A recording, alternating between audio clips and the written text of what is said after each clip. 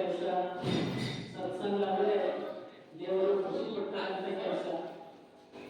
ಪರೋಕ್ಷವಾಗಿ ನೀವು ನಿಮ್ಮ ಸಂತೋಷಕ್ಕಾಗಿ ನೀವು ಭಜನೆಯನ್ನ ಮಾಡ್ತೀರಿ. ಆದರೆ ನೀವು ಮಾಡೋ ಭಜನೆಯನ್ನ ಮತ್ತೊಬ್ಬರು ಕೇಳಿಸಿಕೊಂಡು ಅವರಿಗೂ ಪುಣ್ಯ ದೊರಕುತ್ತದೆ. ಇದು ಸತ್ಸಂಗ. ಸತ್ಸಂಗದಲ್ಲಿ ಏನು ಅಂದ್ರೆ ನಮ್ಮ ವಾಹನಗಳು ಕೆಟ್ಟಾಗ ಗಾಡಿಗೆ ಸರ್ವಿಸಿಂಗ್ ಕಲಿಸ್ತೇವೆ.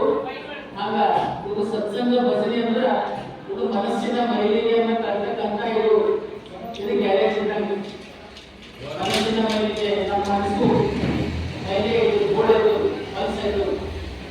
ಹೀಗಾಗಿ ಅದನ್ನು ಕಳ್ಕೊಳ್ಬೇಕು ಅಂದ್ರೆ ಭಜನೆ, ದೇವನಾಮ ಸ್ಮರಣೆ,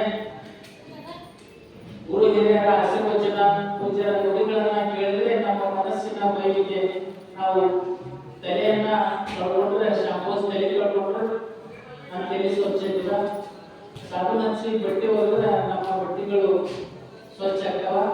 ಆಗ ಅದೇ ರೀತಿ ನಮ್ಮ ಮನಸ್ಸನ್ನ ಕಳೆಬೇಕಾದ್ರೆ ಏನ್ ಮಾಡ್ಬೇಕು ಅಂದ್ರೆ ಶರಣರ ನಾಮಸ್ಮರಣೆ, ದೇವರ ಭಜನೆ, ಒಳ್ಳೆಯ ಹಿತನುಡಿಗಳನ್ನ ಕೇಳಿದ್ರೆ ನಮ್ಮ ಮನಸ್ಸು ಸ್ವಚ್ಛ ಆಗ್ತದ. ಈ ಕೆಲಸವನ್ನು ನೀವು ಮಾಡ್ತಾ ಇದ್ದೀರಿ. ನೀವು ಮಾಡೋದನ್ನ ನೋಡಿ ನಿಮ್ಮ ಮಕ್ಕಳು ಸಹಿತ ಒಳ್ಳೆಯದಾಗ್ತಾರ. ಅವ್ರ ಕಿವಿಗೆ ಒಳ್ಳೆಯ ದೇವರ ನಾಮಗಳು ಬೀಳ್ತಾವ.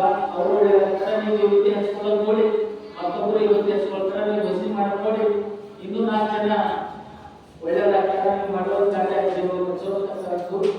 ಅದಕ್ಕಾಗಿ ನೀವು ಹೀಗೆ ಭಜನೆಯನ್ನ ಮಾಡಿ, ನೀವು ಸತ್ಸಂಗ ಮಾಡಿ, ನೀವು ಕಬ್ಬಡಿ. ನೀವು ಇದರಲ್ಲಿ ಖುಷಿ ಹೇಗಿರ್ತಂದ್ರೆ ಹೊರಗಿದ್ದವರಿಗೆ ಗೊತ್ತಾಗಲ್ಲ. ನೀವು ಯಾರು ಭಜನೆ ಮಾಡ್ತೀವಿ ಅದ್ರ ಖುಷಿ ಏನು ಅನ್ನೋದು ಅದು ನಿಮಗೆ ಗೊತ್ತಿರೋದು. ಅವರಿಗೂ ಅವರ ಕಷ್ಟ ದುಃಖ ನೋವಿನ ಸಹಿತ ನೀವು ಮಾಡ್ತಕ್ಕಂಥ ಭಜನೆ ಅವರಿಗೆ ಒಂದು ಕಾಣಿಕೆಂದಾಗ ಅವರಿಗೆ ಗೊತ್ತಾಗಲ್ಲ. ಹೀಗಾಗಿ ನೀವು ನಿಮ್ಮ ಮಕ್ಕಳಿಗೆ ನಿವೃತ್ತಿ ಹಚ್ಚೋದು, ನಿಂದಾಕೊಳ್ಳೋದು, ರಕ್ಷಿ ಕಟ್ಕೊಳ್ಳೋದು ಮತ್ತು ಮಕ್ಕಳಿಗೆ ವಚನಗಳನ್ನ ರಕ್ಷತಕ್ಕಂಥದ್ದು ನೀವು ಮಾಡಬೇಕು. ಸಣ್ಣ ದೊಡ್ಡನ್ನ ಮಾಡಿದ್ರೆ ನಮ್ಮ ಮಕ್ಕಳು ಒಳ್ಳೆಯವರಾಗ್ತಾರೆ. ಇವತ್ತಿನ ಮಕ್ಕಳು ಬಹಳ ಕೆಟ್ಟ ಹೋಗಿದ್ದಾರೆ. ಜನರು ಕೆಟ್ಟಿದ್ದಾರೆ, ಕೆಟ್ಟ ಚಟ, ದುರ್ಗುಣ, ದುಶ್ಚಟಕ್ಕೆ ಬಲಿಯಾಗಿದ್ದಾರೆ. ಸಣ್ಣ ಮಕ್ಕಳು ಉಪ್ಪ ತಿನ್ನೋದು, ಇಡೀ ಬಿಡೋದು, ಸಣ್ಣ ಮಕ್ಕಳು ಸೇರಿ ಬಿಡೋದು ನಾವೆಲ್ಲ ನೋಡ್ತೀವಿ.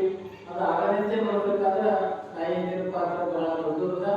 ಹೀಗಾಗಿ ನೀವು ನಿಮ್ಮ ಮಕ್ಕಳನ್ನ ಜಬರದಸ್ತಿಯಿಂದ ಇವತ್ತೇ ಸರಿ ಮಕ್ಕಳಿಗೆ ಇಲ್ಲ ಕಟ್ಟಿ ರಕ್ಷಿ ಕಟ್ಟಿ ಸಣ್ಣ ಮಕ್ಕಳಿಗೆ ಅವರಿಗೆ ವಚನಗಳನ್ನ ಕಲಿಸ್ತಕ್ಕಂಥದ್ದು ನೀವು ಮಾಡಿ ಅಂತ ಹೇಳಿ ನನ್ನ ಮಾತಾಡೋದು